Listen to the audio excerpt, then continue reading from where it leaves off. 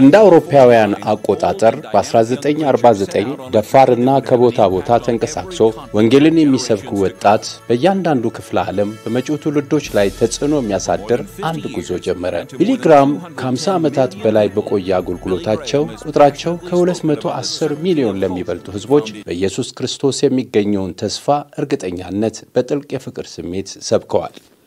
ስለ እግዚአብሔር የማልረዳቸው በርካታ ነገሮች አሉ። የራሱን መገለጥ እንኳን የተቀበልኩት በእምነት ነው። ይህ ሰባኪ በመላው ዓለም ውስጥ በሚገኙ 185 ሀገራት ተዘዋውሮ ወንጌልን በመስበክ የሰው ዘሮችንና የተለያዩ ሃይማኖቶችን በጋራ ወደ አንድ ዓላማ አምጥቷቸዋል። ክርስቶስ የሁሉም ህዝቦች ነው። እርሱም የመላው ዓለም ነው። እርሱ ከሀገር መሪዎች ጋር ቆሟል። ከተከበሩና ታላላቅ ሰዎች እንዲሁም ከዓለም መሪዎች ጋር ተገናኝቷል። እና ዛሬም ቢሊ ግራም በዓለም ታሪክ ውስጥ እጅግ ታላቅ ተጽዕኖ ፈጣሪ ከሆኑ የሃይማኖት መሪዎች መካከል የሚቆጠርና ዕውቅና የተሰጠው ነው። Now today I want you to turn with me to Luke's Gospel, the 11th chapter. ዛሬ ከኔ ጋር የሉቃስ ወንጌል ምዕራፍ 11ን እንድንገልጥ እፈልጋለሁ። የሉቃስ ወንጌል ምዕራፍ 11 ከቁጥር 29 ጀምሮ እንመልከት። ከቁጥር 29 ጀምሮ እንዲህ ይላል። መጽሐፍ ቅዱሶቻችሁን እንደያዛችሁ ተስፋ አደርጋለሁ። ዛሬ ስንቶቻችሁ መጽሐፍ ቅዱስ አላችሁ? እስቲ ወደ ላይ ከፍ አድርጋችሁ አሳዩኝ። ተመልከቱ። እስቲ መጽሐፍ ቅዱሶችን በሺዎች የሚቆጠሩ መጽሐፍ ቅዱሶች በሁሉም ቦታ አሉ።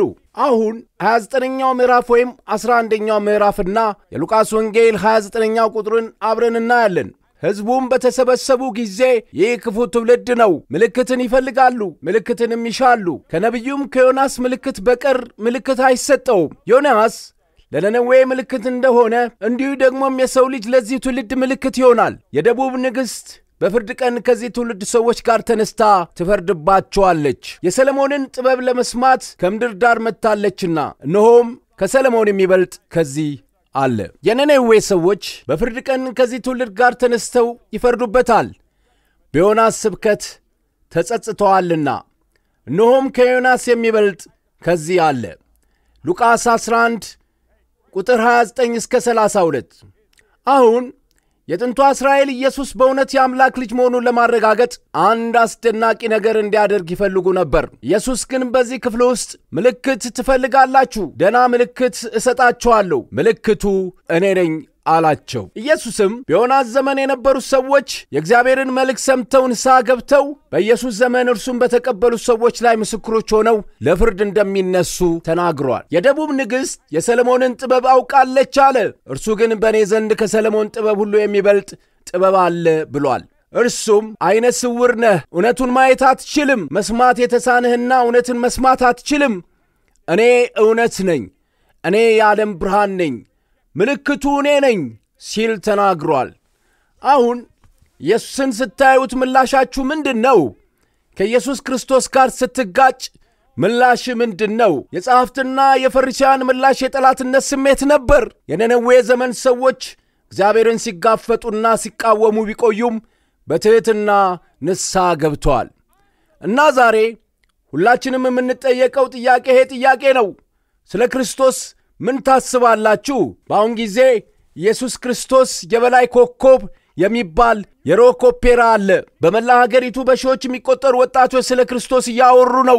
ከእርሱ ማምለጥ አይችሉም። በአሁኑ ጊዜ ጎድስፔል የተሰኘ የቅዱስ ማቴዎስ ወንጌል ሙዚቃዊ ስሪት የሆነ የብሮድዌይ ተውኔት አለ። አሁን ወንድም ጆን የሚባል አዲስ ፊልም አለ።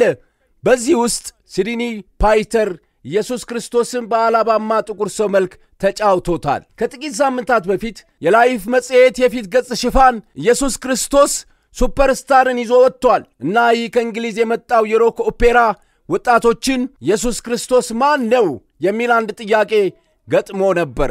ስለ ኢየሱስ ሕይወት የ87 ደቂቃ ርዝመት ያለው ቪዲዮ ቀርቧል። ኢየሱስ ማን ነው?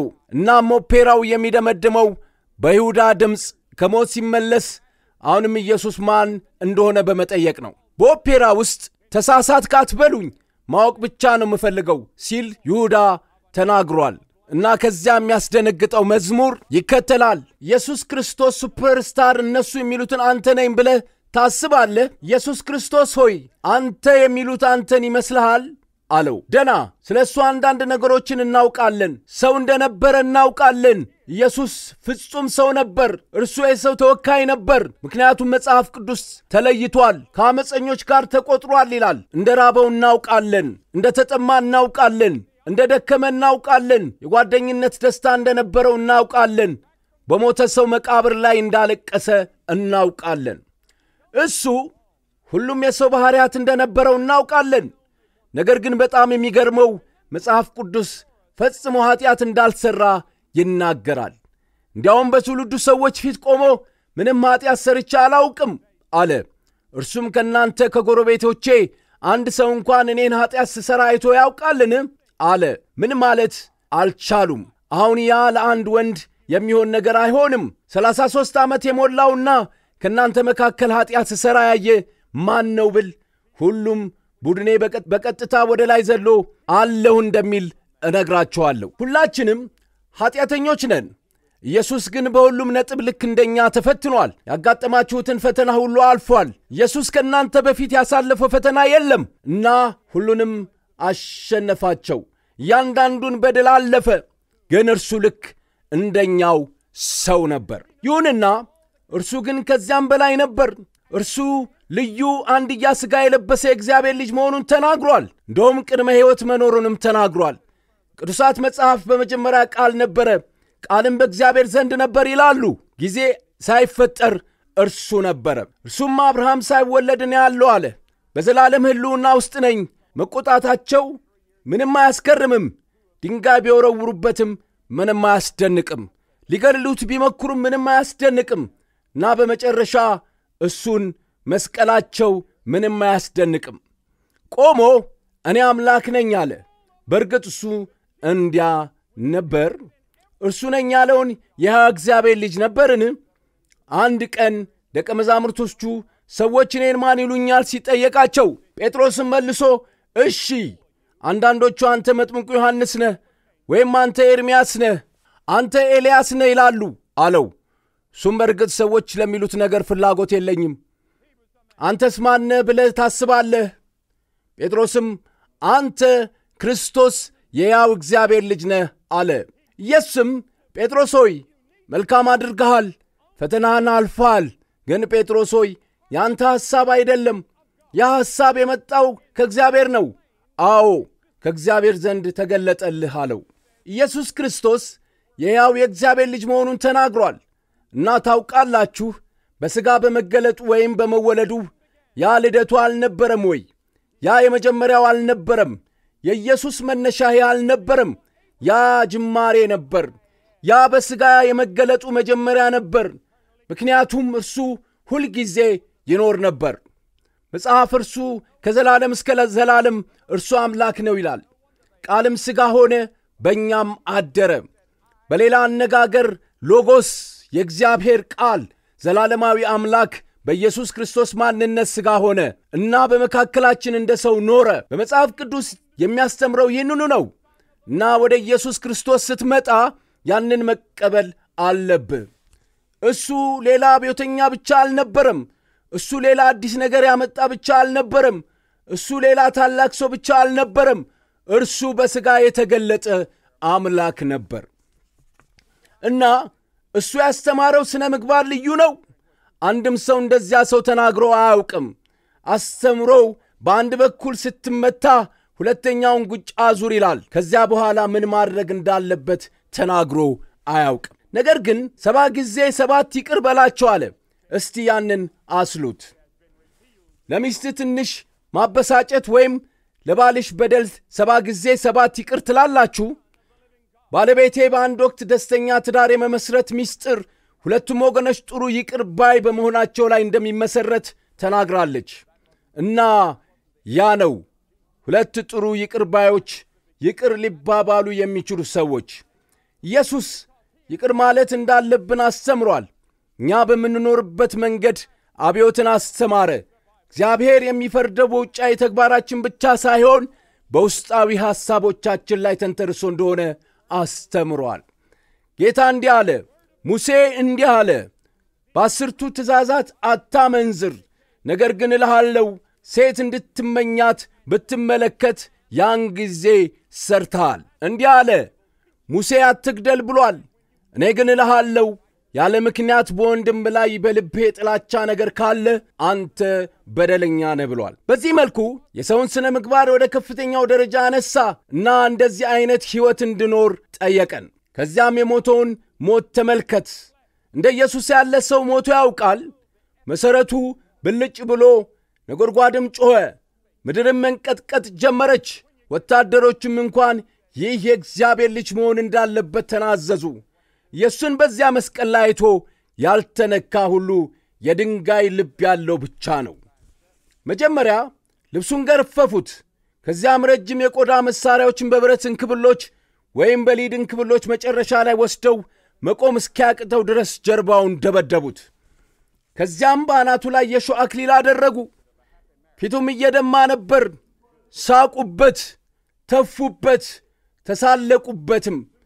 ትእዛዝ ቢሰጣቸው በሰከንድ ውስጥ ብቻ 72,000 መላእክት ሰይፋቸውን መዘው እርሱን በመታደግና እችን ፕላኔት በአጽናፈ ሰማይ ውስጥ ከምትገኝበት ሁሉና ያጠፋ ነበር።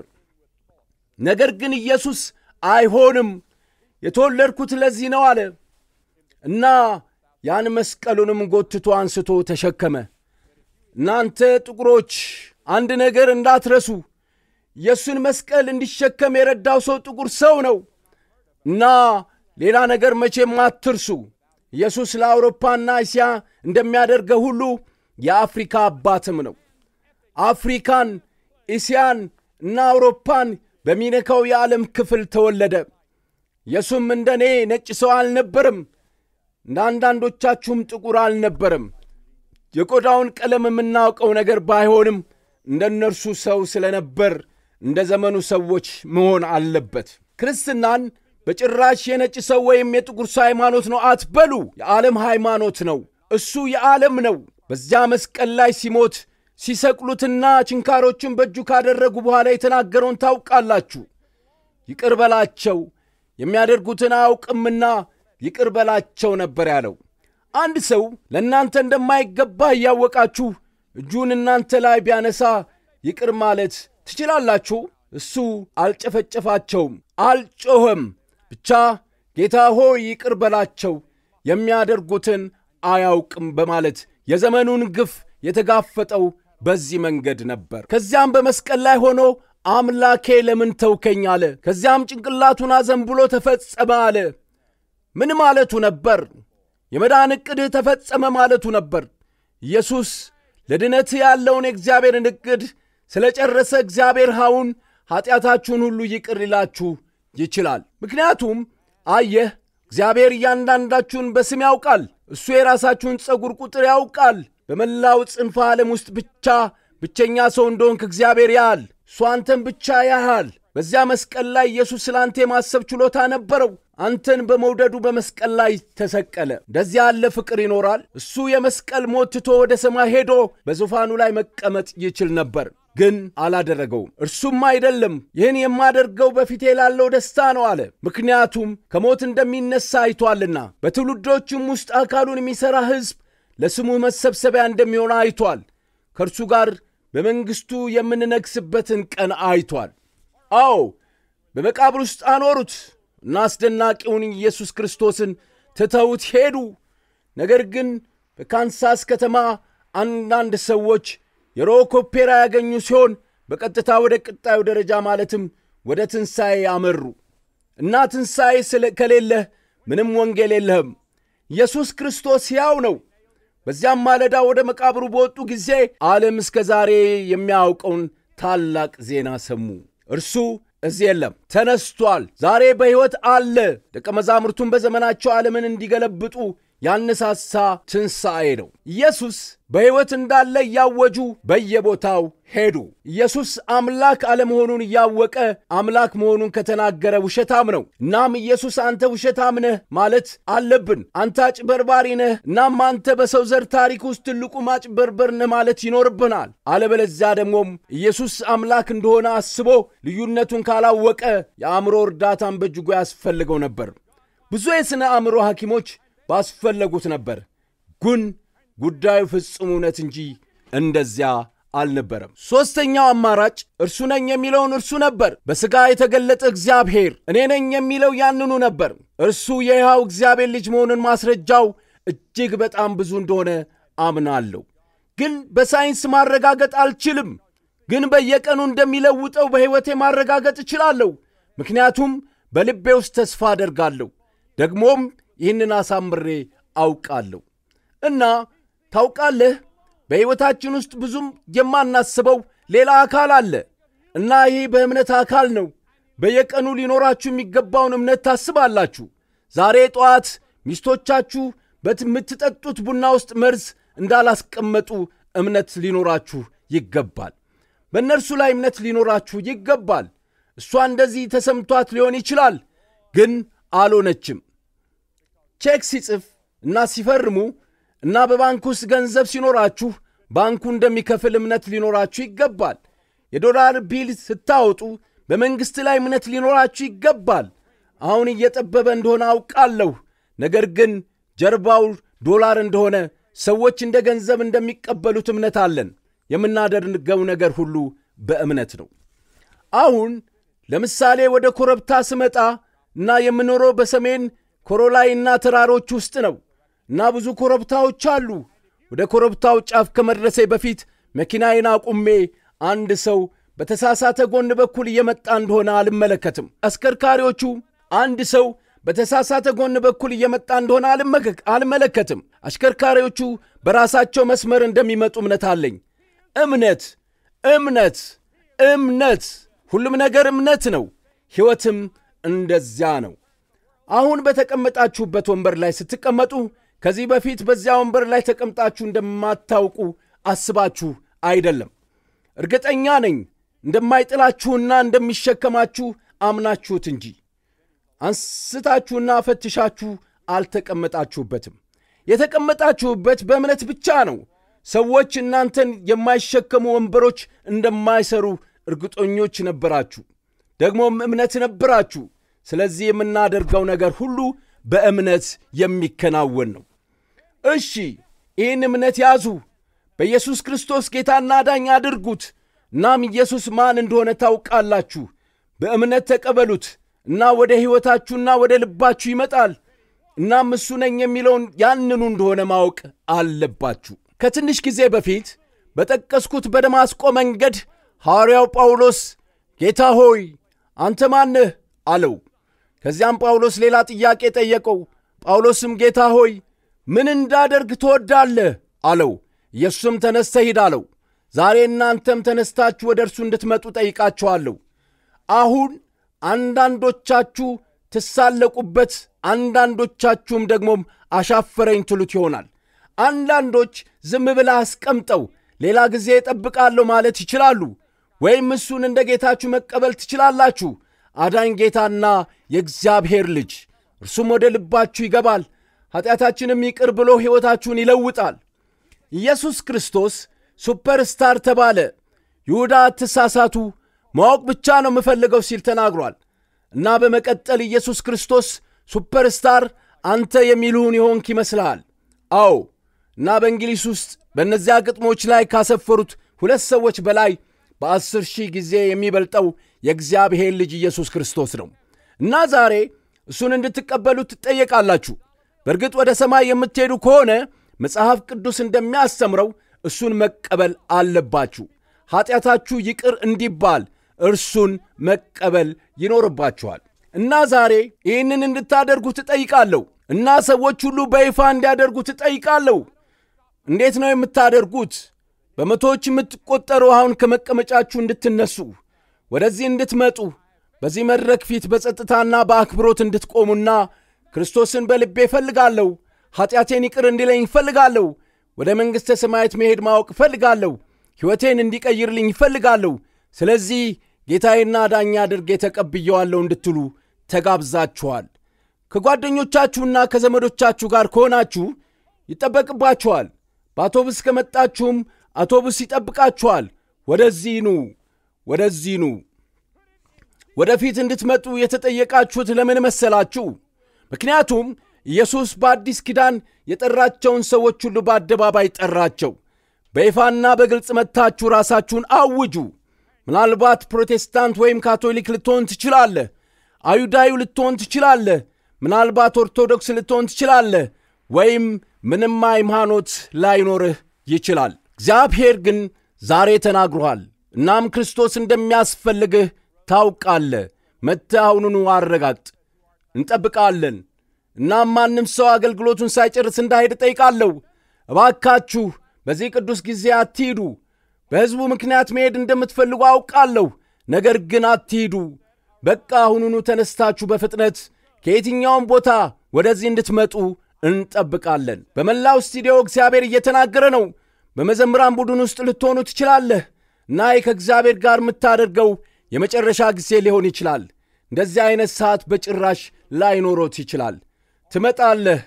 በመቶዎች የሚቆጠሩ ለኢየሱስ ክርስቶስ የደህንነት ግብዣ ሕዝባዊ ቁርጠኝነትን ለማድረግ ሚስተር ግራሃም ላቀረበላቸው ግብዣ ምላሽ ሲሰጡ እርሶ ባሉበት ቦታ ያንኑ ቃል መግባት ይችላሉ። ስልኩን ያንሱና በስክሪኑ ላይ የሚታዩትን ቁጥር ይደውሉ። From all over the stadium, as God is speaking, you may be in the choir, and this may be your last moment with God. You may never have another hour like this. You come. አገልጋዮች ስለዚህ በጣም አስፈላጊ ውሳኔ ከእርሶ ጋር ለመነጋገርና ከእርሶ ጋር ለመጸለይ እየጠበቁ ናቸው። በቴሌቪዥን የምትመለከቱ በቺካጎ ወደ ማክሮሚ ቦታ የሚመጡ በመቶዎች የሚቆጠሩ ሰዎች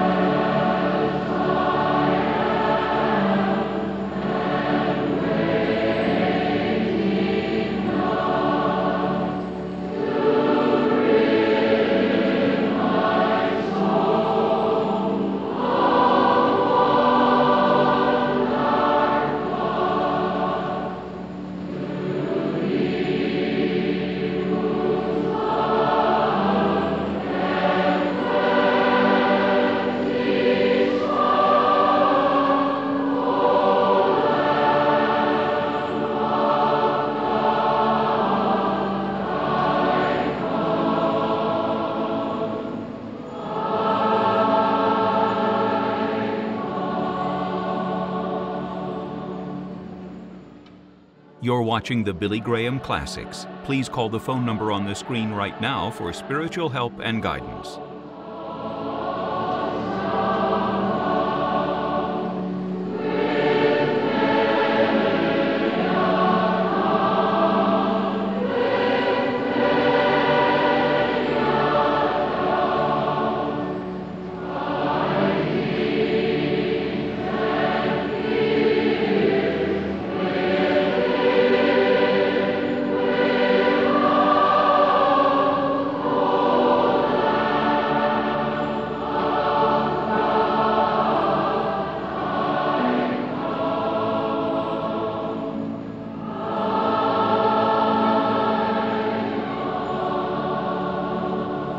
You that are watching by television, there are hundreds of ኢየሱስ ክርስቶስ እንደ ጌታቸው አዳኛቸው እንደ ጌታቸው እንደ እግዚአብሔር ልጅና ሕያው አምላክ ለመቀበል ቁርጠኝነታቸውን ሊያሳዩ ይችላሉ። ቤት ውስጥ ባሉበት ቦታ ተመሳሳይ ቁርጠኝነት እንድትፈጽሙ ጠይቃቸዋለሁ። ሰዎች ሁሉ ያንን ውሳኔ እንዲወስኑ ጸልያለሁ። እግዚአብሔር ይርዳችሁና በሚቀጥለው እሁድ ወደ ቤተ ክርስቲያን እንደምትሄዱ ተስፋ አደርጋለሁ። እግዚአብሔር ይባርካችሁ። God bless you.